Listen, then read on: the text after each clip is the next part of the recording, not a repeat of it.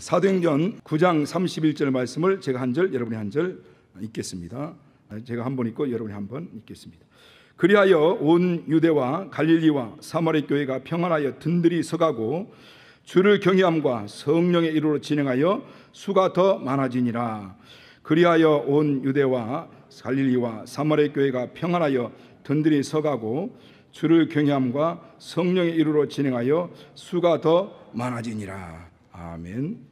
오늘 이 성경 본문은 한 절만 딱 읽었습니다만은 이 본문 안에 너무나 많은 설교 내용이 있습니다. 많은 의미의 내용들이 있습니다. 한번 5번 정도는 이 설교할 분량인데 오늘 또 한 절이기 있고 또 오늘 다 해야 되기 때문에 상당히 좀 많은 분량을 또 짧은 시간에 말씀을 드리려고 하기 때문에 또 여러분이 좀 어느 정도 좀 이해하고 들어주시면 감사하겠습니다. 우리 모든 교회의 꿈이 있습니다. 또 모든 목회자들, 또 모든 성도들의 소망이 있죠. 그 소망은 뭐냐면 좋은 교회, 건강한 교회, 정말 행복한 교회를 만드는 겁니다. 그러면 좋은 교회, 건강한 교회, 행복한 교회는 어떤 교회인가? 예수님께서 이 땅에 세우려고 하셨던 그 교회입니다.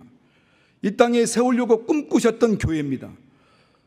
또한 우리 개혁 성도들이, 우리 개혁 공동체가 세우려고 꿈꾸고 또 이렇게 애쓰고 있는 교회의 모습이죠.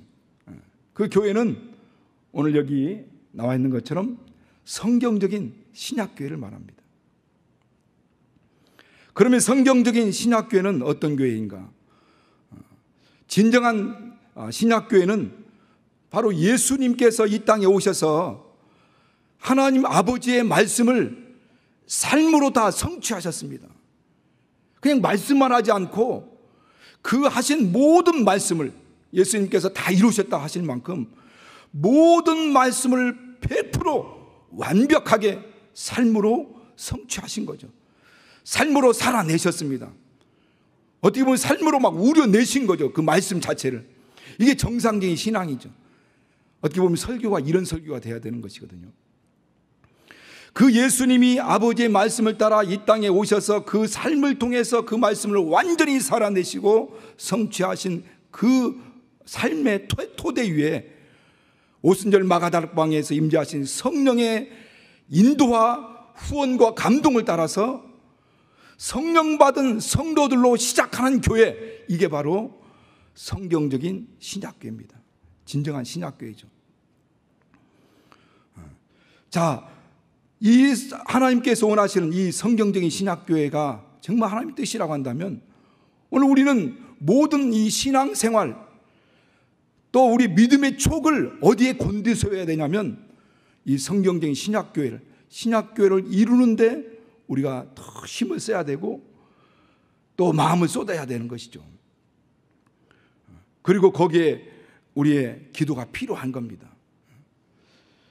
오늘 이 성경적인 신약교회가 만들어져 가고 있는지 아닌지를 우리가 날마다 그것을 점검해야 되는 거죠. 과연 우리가 지금 하는 일들이 우리의 모토이고 우리의 개혁의 방향이고 우리가 만들고자 하는 개혁교회의 건축 설계도 같지 않습니까? 이 설계도대로 진행하고 있는지 아닌지를 우리가 신경을 쓰면서 정말 그렇게 나가고 있는지를 우리가 판단하고 분별할 수 있어야 되는 겁니다. 과연 우리가 하는 일들이 그 설계대로 아니면 그 방향대로 아니면 주님이 원하시는 이대로 나가고 있는지를 우리가 알아야 된다는 거죠.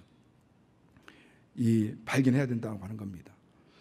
오늘 저는 오늘 이같이 지경을 넓혀가는 달을 맞이하여서 오늘 우리 이 본문을 통해서 신약교회를 이루려고 하는 우리들, 현재 우리 개혁공동체, 우리 성도들의 품어야 될 그 마음과 우리에게 반드시 필요한 것이 무엇인지에 대해서 몇 가지를 이렇게 따로따로 이렇게 말씀을 전하려고 하는 겁니다. 오늘 첫 번째 오늘 성경 말씀에 나오는 것처럼 온 유대와 갈릴리와 사마리 교회가 평안하여 든든히 서갔다라고 이렇게 말씀하죠. 평안하여. 우리가 잘 알다시피 오늘 이 이스라엘 지역에 오늘 세워진 교회들, 유대교회, 유대 지역에 있는 교회들, 또 갈릴리 지역에 있는 교회들, 또 사마리아 지역에 있는 교회들, 그 교회들이 있던 그 당시, 지금 현재 여기 말씀하고 있는 이 당시는 우리가 알다시피 엄청난 핍박이 있었던 시대였습니다. 엄청난 시련이 있고 박해가 있던 시대였습니다. 그런데 그 유대와 갈릴리와 사마리아 교회가 이 엄청난 박해와 핍박, 시련, 고난이 있는 이 순간에 평안한 가운데 든든히 서갔다라고 이렇게 말씀하죠. 평안한 가운데 진행되고 있다는, 그 핍박이 있는데, 그 고난이 있는데, 그 아픔도 있고 시련이 있는데 그 가운데도 평안한 가운데 진행되고 있다라고 하는 겁니다. 오늘 우리 개혁 공동체 성도들처럼 우리 교회가 평안하기를 그렇게 원하고 바라고 소원하는 사람들은 없을 겁니다. 많은 사람들이 평안한 교회, 안전한 교회를 찾아서 떠났습니다. 그런데 과연 이 성경에서 말씀하고 있는 평안한 교회는 어떤 교회인가? 과연 이 지금 평안한 가운데라고 하는데, 평안하다라고 하는 것이 과연 무엇을 가지고 평안하다라고 하는지. 오늘 우리는 이 시대가 지금 코로나19 시대를 맞이해서 코로나 블루, 코로나 네드라고 하는 그런 코로나 우울증이라는 이 단어가 유행할 정도로 지금 어떻게 보면 불안한 시대를 우리는 살고 있죠. 이 불안한 시대를 살고 있는데 과연 이 평안하다는 말은 무슨 말입니까? 너무나 많은 설교를 들어서 잘 알고 있다라고 생각할 수 있지만은 그 평안하다는 말의 의미는 자체, 일반적인 의미는 아무 일도 없고 아무 문제도 없고 근심 걱정 없는 어떤 이런 상태를 얘기하는 거죠. 평안하다. 그래서 사람들은 아무 문제도 없고 아무 일도 없고 근심 걱정 염려도 없는 그런 교회를 찾아서 떠나게 되는 거죠. 그런데 과연 오늘 이 이상적인 교회라고 생각했던 이 초대교회, 유대와 갈릴리와 사마리아 교회, 이 교회가 지금 평안하다고 하는데 이 교회의 평안함이라는 것이 과연 이런 상황을 얘기하는 건가? 라고 한다면 오늘 우리가 방금 말씀드린 것처럼 아니다는 거죠. 이 상황은 지금 핍박과 박해가 있던 시대이기 때문에 이 교회가 평안하다는 말, 우리가 일반적으로 생각하는 평안과는 거리가 멀다라고 하는 겁니다. 그러면 이 교회, 이 성경을 기록했던 이 누가는 과연 이 평안하다라고 하는 것들을 어떤 의미를 두고 이 말을 하였을까? 오늘 이 말씀을 통해서 보면 이 평안하다는 말은 외부에서 안전하고 염려가 없고 어떤 그런 문제가 없는 근심 걱정이 없는 이 외부적인 평안함을 얘기하는 것이 아닙니다. 그것이 아니라는 걸 분명히 알지 않습니까? 그 당시 이런 핍박과 박해가 많이 있었으니까. 그렇다면 이 내부적인 것이라는 거예요. 내적인 우리 마음에서 오는 평안이란, 그 당시 그런 외부적으로 막 우겨싸움을 당하고 온갖 막 힘들고 어려운 상황인데도 불구하고 그들은 마음은 평안했다는 겁니다. 그럼 이 평안은 어떤 평안을 말하는가? 바로 예수 그리스도를 구주로 영접하고 죄 사함을 받고 죄로부터 자유함을 얻은 그 평안, 죄로부터 자유함을 얻은 그 평안이 그들의 심령에 꽉 들어차고 있다는 겁니다. 그래서 제가 설교 가운데 자주 말씀드린 말씀인데, 우리가 이스라엘 백성들이, 이스라엘 사람들, 유대인들 특별히 샬롬 할 때 평안, 샬롬, 당신에게 평안 있게 원합니다 라고 하는 그 인사는 그 평안이 당신 안에 충만하여서 다른 어떤 것도 일도 들어가지 않을 정도로 충만하게 원합니다. 그런 축복이라는 겁니다. 그러니까 예수 그리스도를 믿고 죄 사함 얻고 죄로부터 완전히 자유함을 얻고 구원받은 그 평안, 여러분 그런 경험들을 했지 않았습니까? 예수 믿고 나서 은혜 받고 난 다음에 막 한 달을 울었다 하는 사람이 있고, 어떤 1년 동안 울고 다녔다는 사람, 그 기쁨, 감격, 감동 때문에 먼 나라 일이 아니라, 누구의 일이 아니라 우리가 경험했던 바입니다. 그런가 하면은 평안의 복음이 그 심령에 들어와서, 평안의 복음이 그 심령 가운데 들어와 가지고 그 평안의 복음을 통한 약속의 말씀을 응답으로 받아서 누리는 평안. 그러니까 우리가 살다 보면 시련이 있고 고난이 있고 아픔을 많이 당하잖아요. 병도 들기도 하고 사업도 망하기도 하고, 그런데 그때 기도할 때 하나님이 약속의 말씀이 우리 심령 가운데 확 들어와 우리 심령을 자리 잡을 때 이 평안의 말씀, 사도행전에 말씀한 거죠. 이 평안의 말씀이 들어와서 그 심령을 지배하니까 평안이 그 심령을 딱 주장하기 시작하는 겁니다. 그러니까 주변에서는 막 폭풍이 불고 태풍이 몰아치는데도 불구하고 그 마음은 평안한 겁니다. 이런 평안 여러분 다 경험했죠.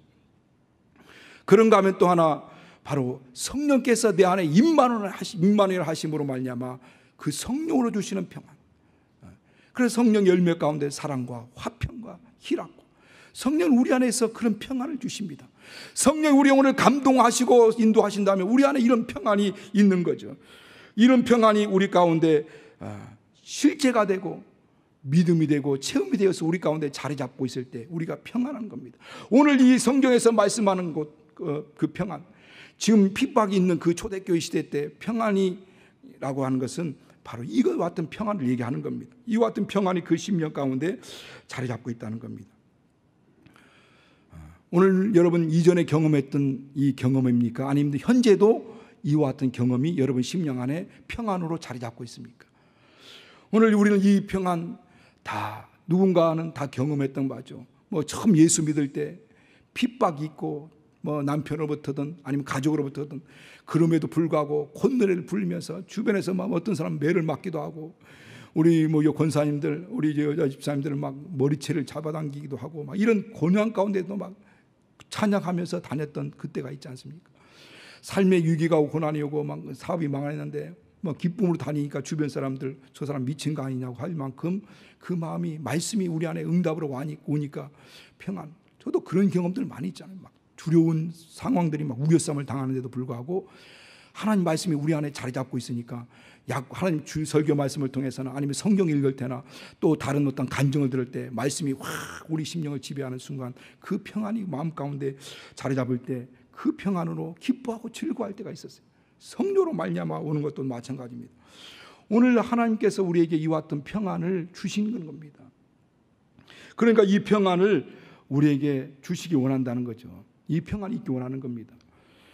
여러분, 세상 사람들은 이 평안이라고 하는 것을 그릴 때, 그림으로 그린다고 한다면 어떤 그림이 나오냐면은 산이 있고 그 산 밑에 호수가 있고 그 호수에 원앙 쌍이 헤엄쳐 다니는, 한가로 헤엄쳐 다니는 이런 모습들, 아니면 푸른 초장이 펼쳐져 있고 또 거기에 양떼가 풀을 뜯고 있는 그런 목가적인 풍경들, 하늘에 푸른 하늘에 막 구름이 떠가고 또 그 떠가는 마을, 한적한 마을에 굴뚝에서 연기가 푹 나오는 그런 모습들, 이런 모습들을 평안으로 생각하고 이미지를 그리죠.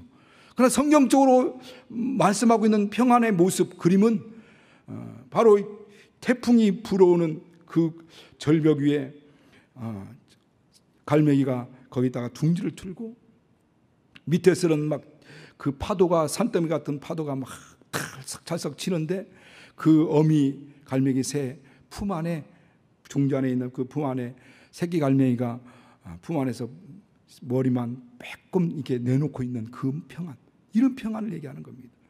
또 우리가 많이 본 모습인 것처럼 바로 이 태풍이 오고 막 파도가 막 몰아치는데 이럽편주 같은 이 조각배, 조그마한 배를 어떤 사람이 딱 키를 잡고 이렇게 항해하는데 예수님께서 그 손을 딱 감싸고 잡고 예수님이 그 배를 항해하는 모습들. 그러나 주변에서는 태풍이 몰아치고 풍랑이 막 일고 있지만은 그러나 주님이 그 손을 딱 감싸고 쥐고 있는, 그래서 주님이 함께하고 있는 모습, 이 모습이 진짜 평안이라는 겁니다. 오늘 이 성경에서 말씀하고 있는 이 평안은 그런 모습이라는 거죠. 그래서 요한복음 16장 33절에 그렇게 말씀합니다. 세상에서는 환난을 당하나 담대하라, 내가 세상을 이겼노라. 세상에서 환난을 당하나, 내가 이것을 너에게 이름은 너희가 내 안에서 평안을 누리게 하려 함이라 하는 거예요. 세상에서는 환난이 있는데 내 안에 들어와 나와 함께 거하면 내 안에서 평안이 있다는 겁니다. 그 평안을 누리게 하려 함이라. 오늘 주님께서는 우리에게 그 평안을 누리라는 겁니다. 저와 여러분, 예수님이 여러분에게 주시는 평안을 누리시게 했으므로 축원합니다. 그런 사람은 두려움이 없는 겁니다. 요한복음 14장 17절에도 그렇게 말씀하고 있어요. 나의 평안을 너에게 주노라. 예수님의 평안을 우리에게 준다. 여러분, 우리 안에 있어야 될 평안은 어떤 평안이냐면 환경이 안전하고 문제없고 두려움이 없고 여러 가지 염려 없어 오는 평안이 아니라 우리 주님이 우리에게 주시려고 하는 평안, 우리에게 꼭 있어야 될 평안은 주님이 우리에게 주시는 평안입니다. 그것은 바로 예수께서 내 안에 주시려고 하는 평안이죠. 그 평안을 오늘도 누리라는 겁니다. 오늘 두 번째, 그 평안한 가운데 교회가 든든히 서가더라는 겁니다. 이 든든히 서간다는 거예요. 우리 기독교회는 핍박이 있을 때, 고난이 있을 때 다 성장해 왔습니다. 역사적으로 보면 그래요. 기독교 역사적으로 볼 때나 이 초대교회 통해서나 볼 때나 핍박이 있고 고난이 있을 때 더 신앙이 단단해져 가고요. 교회는 더 힘을 얻어서 더 든든히 서갔다는 겁니다. 이 든든히 서가다라고 하는 것은 바로 진행형을 얘기하는 거죠. 진행하는 겁니다. 든든하게 서가다. 서가고 있는 중입니다. 완전히 완벽하게 서 있는 것이 아니라 서가고 있는 것이. 그래서 교회라고 하는 것은 완전한 교회가 없습니다. 완벽한 교회가 없습니다. 사람들은 이 교회에 대한 불만이 있어서 이런 불만 저런 불만이 많이 있기 때문에 그 완전한 교회, 완벽한 교회를 찾아서 이렇게 방황하는 분들이 많이 있습니다. 그러나 여러분 분명히 알아야 될 것은 이 지상교회는요 완전한 교회가 없습니다. 우리 주 예수 그리스도 이 땅에 오실 때까지 완전한 온전한 교회가 되기 위해서 진행해 가는 겁니다. 진행해 가는 거예요. 그러니까 우리 그 완전한 교회를 이루기 위해서 같이 진행하는 거죠. 그러니까 어떻게 얘기하면 이 지상교회는 공사 중입니다. 공사 중. 여러분 발전하는 나라나 발전하는 지역들, 발전하는 어떤 그런 도시는 계속 공사합니다. 공사 중이에요. 그래서 옛날에 그런 말이 유행했던 적이 있습니다. 대한민국은 공사 중이라고. 그거 막 우리나라가 막 발전할 때 지금 세계 선진국이라고 하지 않습니까? 국제적으로 다 인정을 해주잖아요. 어떤 때 뭐 세계 지금 8위국가 이탈리아를 제쳤다라고 할 만큼 우리 6.25 사변을 통해서 완전히 6.25 한국 전쟁을 통해서 완전히 잿더미가 됐던 이 나라가 세계 선진국이 된 겁니다. 이게 하나님 은혜죠. 그러니까 발전하는 것은 계속 공사 중입니다. 공사 중. 공사할 때 보면 너저분하죠. 막 질서 없이 막 너저분하고 어지럽습니다. 그래도 그런 것을 보더라도 뭐 불평하거나 불만 있는 사람 별로 없죠. 왜냐하면 조금 있으면 아주 반듯하고 아름다운 건물이 지어지고 아니면 뭐 교회당이 건축되기 때문에 너저분하기도 하고 어지럽기도 하지만 그걸 다 보고 참아가는 겁니다. 오늘 교회도 마찬가지. 특별히 우리 개혁교회, 우리 개혁공동체는요 지금 공사 중입니다. 공사 중. 지금 오늘 이 성경 본문에서 말씀하는 것처럼 지금 서가고 있는 겁니다. 서가고 있는 중이에요. 그렇기 때문에 교회가 뭐야 이거? 이게 무슨 교회야? 라고 불평할 게 아니라는 거죠. 이게 무슨 교회라고 하면서 얘기할 것이 아니고 뭐 지금 이 교회가 뭐 이게 제대로 가고 있는 거야? 라고 하면서 우리가 어떤 정죄하거나 또 우리가 마음들을 서로 닫게 만든다 하거나 할 게 아니라 오늘 우리는 진짜 온전한 교회가 주님이 기뻐하시는 교회, 지금 우리는 분명히 목표를 갖고 나가지 않습니까? 성경적인 신약교회. 이 교회가 이루어지도록 우리가 기대하고 인내하면서 기도하는 겁니다. 이게 진실한 신앙인의 모습이죠. 지금 공사 중이니까 이 교회가 지금 공사 중이. 그렇다고 해서 우리가 어떤 뭐 그런 쓴뿌리나 아니면 어떤 죄를 다 덮고 넘어가자 아니면 그냥 방관하자라고 하는 것이 아니죠. 그런 모든 것들은 정리할 건 정리하고 정말 완전히 도려낼 것은 도려내야죠. 그러나 분명히 우리가 기억해야 될 것은 이 교회는 지금 진행 중이라는 것. 우리 개혁 공동체는 지금 서가고 있는 중이라는 것이죠. 온전한 교회로 서갈 수 있도록 기도하고 함께 해야 된다는 겁니다. 또한 우리가 이와 같이 이 든든히 서가는 교회에서 우리가 같이 생각해야 될 것이 뭐냐면, 마음에 품어야 될 것이 뭐냐면, 이 우리 교회는 함께 연합과 동역을 통해서 이루어가고 있다고 하는 겁니다. 그러니까 혼자 세워가는 교회가 아니에요. 한 사람이 다 자주우지할 수 있는 교회가 아닙니다. 누구는 뭐 누가 막 해한다, 뭐 누가 혼자 다 해먹는다, 뭐 이게 안 돼. 절대로 그럴 수가 없는 거예요. 이 교회라는 것은 함께 동역하고 함께 연합하는 겁니다. 그래서 연합과 동역이 필요한 겁니다. 저는 주일 아침마다 각 봉사하는 그 사역자들, 각 기관들을 또 그런 그 봉사처들을 봉사기관을 돌아다니면서 기도해주고 있거든요. 뭐 찬양 봉사에도 기도해주고 예배 봉사, 또 헌금 봉사, 뭐 또 재정 수조위원들. 그런데 각 돌아가면서 가서 기도해주고 축복도 해주지만은 갈수록 사람들이 자꾸만 줄어드는 것 같아요. 보니까. 또 그리고 봉사를 요청할 때도 있고. 왜냐하면 많은 분들이 힘드니까, 지치니까, 누구도 알아주지 않고 그 지하에서 막 매연 연기 먹으면서 차량 봉사하는 분들이 얼마나 힘들고 고됩니까? 얼마나 어렵고 힘든 일입니까? 그렇기 때문에 다 힘들고 어려운 일들에 대해서 정말 자꾸만 한 사람 한 사람 빠져나가면 이제 할 사람이 없는 거죠. 오늘 이 대표 기도하는 것도 너무 힘들다고 하더라고요. 많은 분들이. 정말 이 대표 기도하는 거 이게 보통 어려운 일이 아니거든요. 이 앞에 나와서 대표 기도 딱 발표가 되면 그때부터 막 기도하면서 막 준비하면서 계속 떨리는 마음으로, 긴장된 마음으로 준비하고 당일이 되면 막 덜덜덜 떨리는 마음으로 이 안에 올라오게 되는 거죠. 얼마나 힘듭니까? 우리 대표 기도만큼은 안 되지만은 저도 이 설교 준비할 때요. 설교 준비하기 위해서는 이제 설교자 발표가 월 말 정도, 그러니까 9월 달에 설교할 사람들은 8월 뭐 이제 말경계 되면 이제 9월 달 설교자들을 이제 다 목회위원회에서 정해서 이렇게 발표를 합니다. 그때부터 이제 다 긴장되기 시작하는 거죠. 어떻게 할 것인가? 뭘 준비할 것인가? 여러분은 쉽게 듣고 막 이렇게 판단도 하게 하지만은 뭐 이거 얼마나 준비하는 게 쉬운 일이 아닙니다.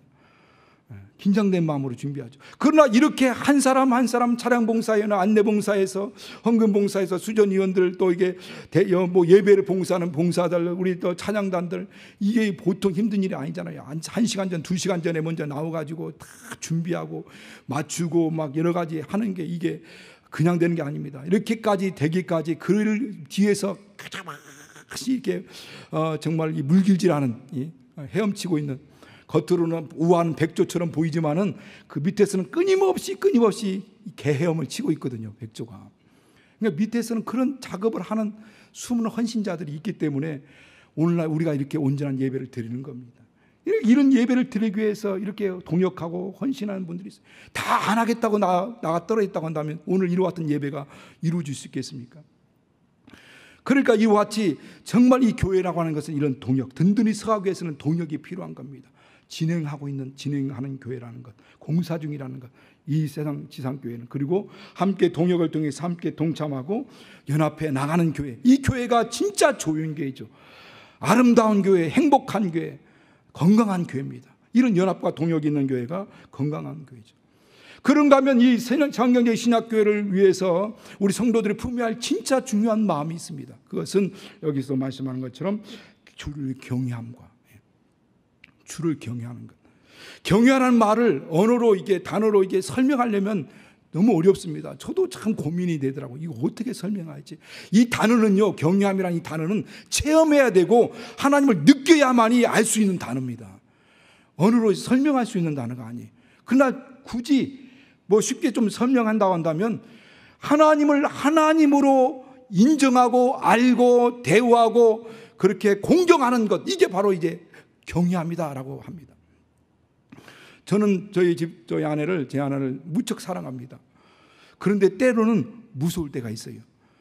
또 어떨 때 뭔가 내 컨디션이 안 좋을 때, 뭔가 속에 제 아내에게 말하고 싶지 않은 어떤 문제가 있을 때 제 얼굴을 싹 살핍니다.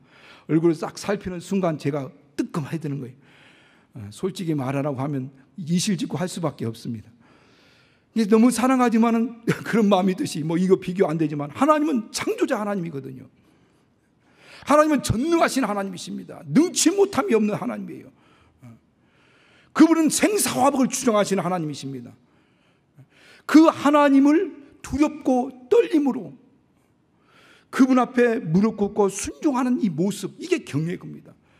그런데 공포감이나 두렵고 떨린다고 해서 공포감이나 무서움으로 말미암아 막 그렇게 복종하는 모습이 아니라 사랑하고 정말 사랑하고 공경하는 마음으로 그렇게 순종하는 겁니다. 그러니까 두렵고 떨림이 있음에도 불구하고 사랑과 공경이 있는, 순종이 있는 이런 모습이죠. 너무 하나님은 사랑스럽고 사랑과 자비가 풍성하신 하나님이기 때문에 우리가 정말 우리 모든 것들을 다 내려놓고 고백하기도 하지만은 그러나 그런가 하면 하나님 전능자시고 능치 못함이 없는 분이시고 우리의 생사박탈권을 주장하시는 분이라는 걸 알고 우리는 경외해야 된다고 하는 겁니다. 그 경외함이라는 것을 우리가 아브라함을 통해서 알 수 있지 않습니까? 아브라함이 독자 이삭을 바칠 수 있는 것은 바로 하나님을 경외하기 때문에 가능한 겁니다. 예수께서 하나님 말씀하잖아요. 아브라함아, 이제 내가 나를 경외하는 줄 알겠다. 그러니까 하나님을 사랑하고 하나님을 공경하는 그 마음이 독자를 드릴 수 있는 그 마음으로 연결되는 겁니다. 바로 그 마음이 오늘 이제 이 경외함이죠. 이 경외함이다라는 것은 이 신앙의 근간이기도 하고 기초입니다. 우리가 기초가 무너지면 다 무너지지 않습니까? 우리나라도 이제 지진 안전지대가 아니라고 합니다. 그렇다고 한다면 이제 우리가 건축할 때도 이런 걸 다 염두에 두고 해야 되는 겁니다. 우리의 신앙이 가장 근간과 기초가 되는 게 이 경외함이에요. 왜 신앙이 무너지느냐? 왜 타락하는 자가 생기고 이와 같이 처음에는 막 능력 있고 권능 있고 막 엄청나게 대역사하던 사람이 하루아침에 무너지냐? 하루아침에 무너진 게 아니에요. 그 마음에 어느 순간 하나님의 경외함이 빠지기 시작하는 겁니다. 그래서 하나님을 무시하기 시작하는 거예요. 하나님에 대해서 경홀히 생각하는 겁니다. 그러니까 하나님에 대한 순종이 없어지는 거예요. 왜? 두려워하지 않으니까. 그러고 나서 하나님의 불순종하기 시작하는 겁니다. 성령의 역사가 끊겨버리죠. 메말라가기 시작하는 겁니다. 우리는 주변에서 그런 것들을 보이지 않습니다. 우리 상황을 통해서 그런 것을 우리는 목격하게 되는 거죠. 우리가 경외한다라고 하는 가장 기본적인 그 행위가 있습니다. 하나님 경외하는 자들이 가장 기본적으로 하는 것이 뭐냐면 그것이 예배입니다. 예배. 제가 이게 자료를 찾아보니까 바로 그런 얘기 있더라고요. 무례한 친밀함이라는 말이 있더라고요. 그러니까 친밀한데 하나님은 너무 사랑스럽고 사랑과 은혜가 자비가 풍성하신 분이기 때문에 너무 친밀합니다. 그 친밀함을 빙자해서 무례할 수 있다는 거예요. 예배하는 사람이 마음으로 하면 되지 뭐 중심으로 하면 되지라고 하면서 그냥 중심으로 마음으로만 예배하면 된다라고 생각해서 하나님 앞에 무례할 수 있다는 거예요. 그러나 친밀함을 빙자한 무례함은 하나님 앞에 인정받지 못합니다. 그래서 예배하는 사람들도 하나님 앞에 신령과 경외함을 가지고 신령과 진정으로 예배하는 거예요. 이게 가장 경외함의 가장 기본적인 겁니다. 가장 초보적인 거죠. 기초적인 거죠. 근간이기도 하고. 그러므로 우리는 예배하는 사람들이 이와 같은 마음으로 예배할 때 신앙이 성장하고 더 든든히 서가게 되고 더 견고해지고 더 성숙해져 가게 되는 겁니다. 그런가 하면 마지막으로 우리 성경적인 신학교 회복을 위해서 반드시 필요한 것이 뭐냐면 오늘 성령의 위로함이라는 거죠. 그 성령 위로함을 관주에 보면 밑에 보통 관주에 보면 뭐라고 얘기하냐면 후원함이라는 말로 나와 있습니다. 그러니까 성령의 위로함이라는 것은 성령의 후원함을 얘기하는 겁니다. 그 성령의 위로함이라는 것은 단순히 옆에서 격려해주고 또 용기를 북돋아주는 그런 것만이 아니라 성령이 하시는 모든 일입니다. 성령께서 권고하시고 치유하시고 성령의 은사, 신유의 은사를 통해서 치유하지 않습니까? 또 권고하지, 위로하지 않습니까? 권고하시고 또 치유하시고 인도하시고 후원하시고 또 증거하시고 하는 모든 성령의 역사가 바로 성령의 후원함을 통해서 이루어지는 것이고 성령의 위로를 통해서 이루어지는 역사라고 하는 겁니다. 오늘 우리는 그 성령의 역사와 위로와 후원이 있는 교회, 이 교회가 정상적인 교회죠. 그게 바로 신약교회입니다. 신약교회는 바로 이 성령 받고 성령으로 시작한 교회입니다. 그러니까 신약교회는 반드시 필요할 것이 뭐냐면 성령의 위로와 후원이 있어야 되는 거예요. 여러분, 좋은 교회가 어떤 교회죠? 오늘 우리가 이렇게 서두에 광고할 때 제가 말씀드린 것처럼 구제하는 교회, 또 선교하는 교회, 능력 있는 교회입니다. 이런 교회가 좋은 교회죠. 건강한 교회입니다. 능력도 있고 선교도 하고 구제도 하고 또 아직 정말 이런 교회를 막 기쁨으로 동참하면 막 기쁨이 있고 또 행복이 있습니다. 그러나 이 모든 것들이 사람의 행위로서 구제하고 그냥 성품적으로 구제하고 또 선교하고 또 여러 가지 사역한다고 한다면 그건 온전한 교회라고 할 수 없어요. 이 바탕에는 성령의 위로와 성령의 후원이 기본이 돼야 된다는 겁니다. 그러니까 성령과 후원을 통해서 이 모든 역사들이 나타날 때 정말 든든한 교회가 되는 거죠. 건강한 교회가 되는 겁니다. 진짜 아름다운 교회, 행복한 교회, 좋은 교회가 되는 거죠. 우리는 이런 모습을 한 걸음 한 걸음 우리가 발돋움하고 있는 것이죠. 사람의 생각과 사람의 이성과 사람의 의견들로만 그 사람의 목소리로만 넘쳐나온다면 이런 사람에 의해서 끌려가는 교회가 됩니다. 그러면 사람에 의해서 끌려가고 사람의 뜻대로 움직여가는 교회는 어떤 교회냐면 사사기 교회죠. 사사기. 자기의 소견에 옳은 대로 행하는 거죠. 그럼 결국 그런 교회들은 무너집니다. 성령의 훈이 없는 교회, 진실한 참 교회가 아닙니다. 성령의 역사가 없는 교회는 온전한 교회가 아닙니다. 그건 허울뿐인 교회죠. 교회의 모습을 있지만은 진짜 교회가 아닌 거예요. 진짜 신약교회가 아닌 겁니다. 성령의 후원을 따라 이 모든 든든히 서고 이런 역사들이 나타날 때 그 교회가 온전한 교회죠. 그래서 우리가 하야지 말해야 될 것이 뭐냐면 성령을 근심시키는 겁니다. 그래서 내 인간의 생각, 인간의 방법에 따라서 성령이 주시는 말씀을 무시하고 그렇게 나갈 때 성령 근심하기 시작하죠. 그런가 하면 성령을 소멸해서는 안 되죠. 성령을 이렇게 거역하고 또 성령이 하시는 말씀에 대해서 막 무시할 때, 성령은 없어지는 분은 아니잖아요. 영원토록 함께하고 계신 분이지만은 성령을 거역하고 성령을 무시할 때 성령은 소멸한 것처럼 역사를 끝내버리는 겁니다. 더 이상 감동하지 않습니다. 더 이상 인도하지 않습니다. 더 이상 교회를 후원하지 않습니다. 교회를 더 이상 위로하지 않습니다. 그런 교회는 세상 교회가 되는 겁니다. 그런 교회는 사람의 교회가 되어버리는 거죠. 그렇기 때문에 우리는 이 모든 교회를 위해서 나가야 되는 겁니다.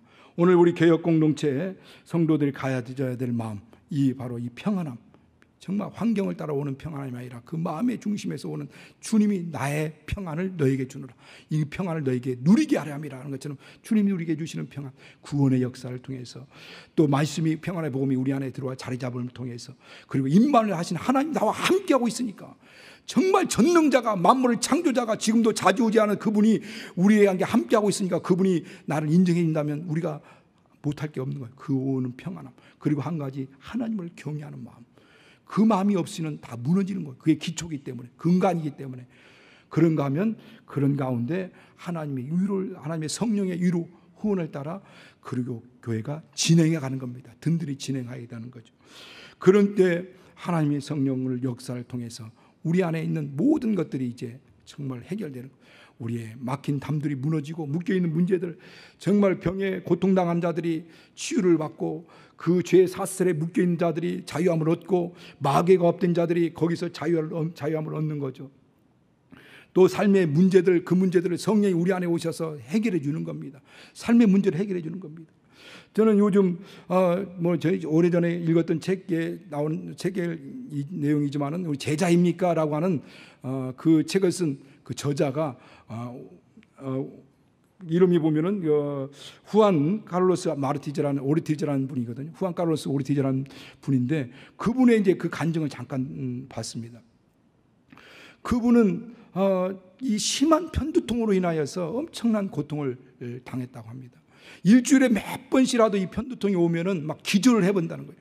그런데 그냥 있을 때는 모르지만 목사님이니까 앞에 설교할 때 여기서 설교하다가 완전히 그 편두통 때문에 기절해가지고 쓰러져서 응급실에 실려가기도 하고 그렇게 많은 고통을 당했다고 합니다. 고통, 아픔. 그런데 많은 의사들을 쫓아갔지만 의사들도 해결을 못 해주더라는 겁니다.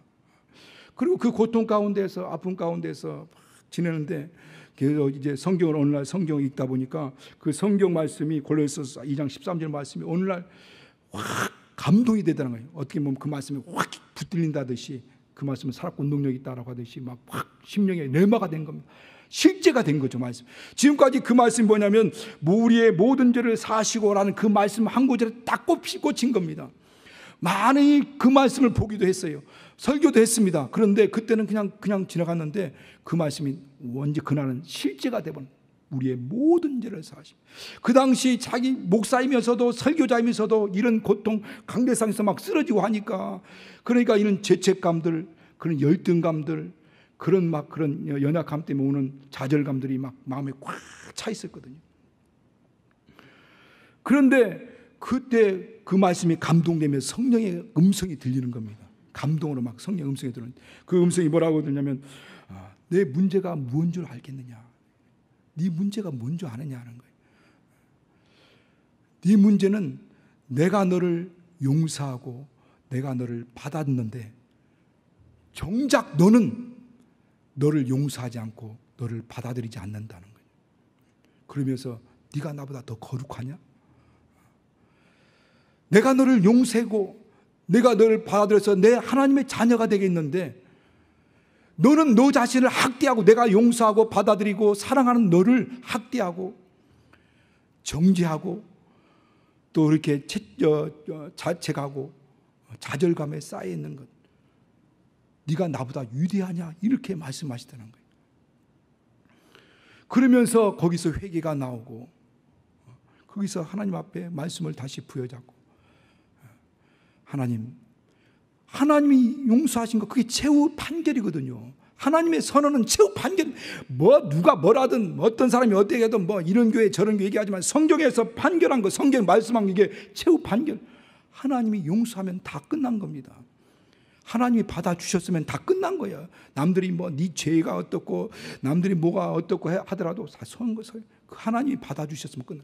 그런데 내가 뭔데?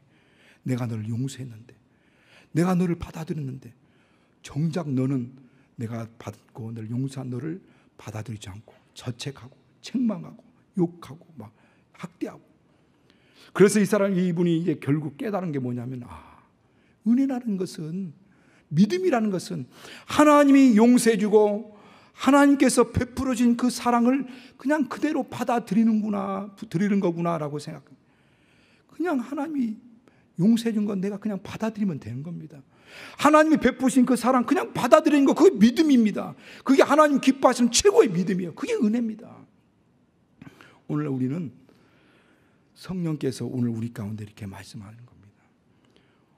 여러분 이런 경우들이 많이 있죠. 이런 죄책감들, 또 이런 연약함 때문에 오는 좌절감들, 열등감들, 또 이런 어떤 그런 부족함 때문에, 연약함 때문에 오는, 저도 그럴 때가 많이 있거든요. 이 바보, 그렇게밖에 못하겠냐? 그러면 그렇지 이런 좌절감, 그런 낙심이 될 때가 많고, 이렇게 생각할 때 있는데 그렇게 하면 안 된다는 거예요. 누구보다도 하나님이 우리를 너무너무 사랑하신다는 겁니다. 그 사랑함이 어떤 사랑이냐? 예수님, 하나님 아들 예수님을 존경하는 것처럼 우리를 그렇게 존중하는 겁니다. 하나님이. 그런가 하면 예수님은 우리를 위해서 십자가에서 못 박혀 죽는 것이 행복할 만큼 우리를 사랑하신다. 여러분, 십자가에 못 박혀 죽는 것이 무슨 행복이겠어요? 그런데 예수님은 너무너무 우리를 사랑한 나머지 사랑하는 우리를 위해서, 우리 죄를 위해서 십자가에 못 박혀 죽는 그것이 오히려 행복했다는 거예요. 성령은 오늘 우리 안에 오셔서 그 하나님의 사랑이 얼마나 크고 위대한지를, 예수님께서 이 땅에 오셔서 우리를 위해서 베푸신 그 죄사함, 우리를 위해서 치료하시는 그 채찍 맞으심, 우리를 위해서 징계받고 저주받고 가난하게 되시고 그 모든 것들이 진짜 실제라는 것을 성령으로 우리 안에 계속 속삭여 주시는 거거든요. 계속 말씀하시는 겁니다. 계속 사람을 통해서, 환경을 통해서 역사하시는. 그런데 그 속삭이는 성령의 음성을, 말씀하시는 성령의 음성을 우리는 다 귀가 막혀 있고 마음이 둔해져 있어 듣지 못하는 거예요. 이 사랑은 변할 수 없는 거거든요. 이 하나님의 사랑, 예수 그리스도의 은혜는 변함이 없는, 그때는 그랬고 올해는 아니다가 아니라 하나님은 어제나 오늘이나 영원토록 동일하신 분입니다. 우리 안에 오신 성령은 끊임없이 그걸 계속 우리한테, 하나님 너 사랑해, 너를 정말 사랑해, 그 부끄러운 십자가를 지는 걸 행복으로 여길 만큼 너를 사랑해. 그 성령이 우리 안에서 계속 우리한테 말씀하는데 우리는 너무 마음이 둔하 있어 그걸 듣지 못합니다. 여러분 마음을 열시고 성령의 위로를 받으시기 위해서 축원합니다. 성령의 후원을 받으시길 바랍니다. 성령은 지금도 우리 안에서 이와 같이 역사하고 있습니다. 오늘 이와 같이 주님이 원하시는 교회, 성령이 일하시는 교회, 그 교회가 진짜 좋은 교회입니다. 진짜 건강한 교회입니다. 진짜 행복한 교회, 아름다운 교회, 진짜 하나님이 이곳에 세우시려고 하는 하나님 기뻐하시는 교회입니다. 오늘 우리는 이와 같이 먼저 마음이 정말 이걸 환경을 통해서 평안을 얻으려고 하지 말고 내 안에 주시는 이 평안을 주님이 내게 누리라는 하신 것처럼 주님 주시는 그 평안을 내가 받아들이고, 그리고 하나님을 정말 경외하는 마음으로 이와 같이 성령의 후원을 통하여서 든든히 서가는 신앙, 든든히 서가는 우리 교회, 정말 계속 진행하는 우리 개혁 공동체가 되게 하시기 위해서 축원합니다. 이 시간 내가 스스로 학대하고 자책감 가지고 막 했던 것을 회개하시고, 우리 시간 같이 기도할 때 그 부분을 회개하시고 성령의 위로가 임하기 원합니다. 성령의 음성을 듣기 원합니다. 하나님, 성령으로 나를 도와달라 기도하시고, 우리 개혁 공동체가 이렇게 성령의 후원함과 위로하심과 인도하심과 역사하심을 통해서 든든히 서가는 교회가 되도록, 정말 주님이 기뻐하시는 교회, 건강한 교회, 좋은 교회, 행복한 교회가 되게 해달라고 우리 예수의 한 번 부르시 같이 함께 기도하겠습니다. 예수